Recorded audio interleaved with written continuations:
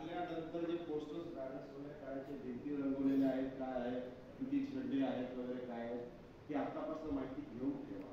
ते किती काढले आजच्या साईडला लागल्यानंतर त्याच्यात काही काही हे असते की private buildings, government building, semi government building, त्यामध्ये 48 तास, 72 तास, 24 तास असं ते असतं.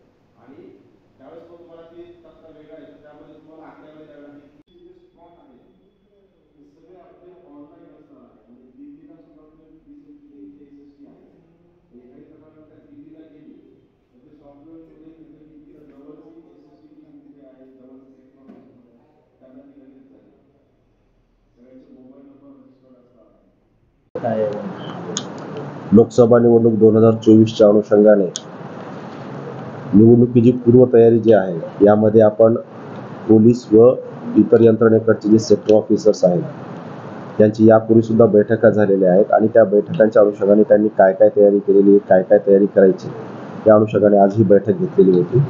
यामध्ये त्या सेक्टर ऑफिसर्सला त्यांच्या सेक्टरमध्ये जी कुठली मतदान केंद्र आहे त्या मतदान केंद्रावर असलेल्या वेगवेगळ्या फॅसिलिटीज, तिथे जाण्या येण्याचा रस्ता, तिथला कम्युनिकेशन प्लॅन, तिथला ट्रान्सपोर्ट प्लॅन, तिथे असणारे मतदार, त्यामध्ये दिव्यांग मतदार, त्यामध्ये बेडरिडन कोण आहेत, तिथल्या अंगणवाडी सेविका, आशा सेविका, मेडिकल फॅसिलिटीज काय आहेत, या सर्व बाबतीमधला जो आढावा घ्यायचा होता त्यासाठी आज ही बैठक लावलेली होती.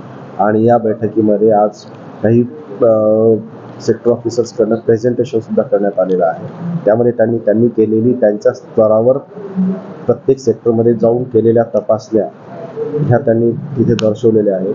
त्यामध्ये जिथे जिथे अपूर्तता असेल ती पूर्तता करून घेण्यासाठी सांगितलेली आहे आणि निवडणुकीच्या अनुषंगाने आपल्याला काय काय कमतरता आहे त्या पूर्ण करणे, प्लस निवडणूक निपक्षपातीपणे व्यवस्थितरित्या कशा प्रकारे पार पाडली जाईल याच्या सूक्ष्म नियोजनासंदर्भातली आज ही बैठक होती आणि ती आता इथे पार पाडलेली आहे. धन्यवाद.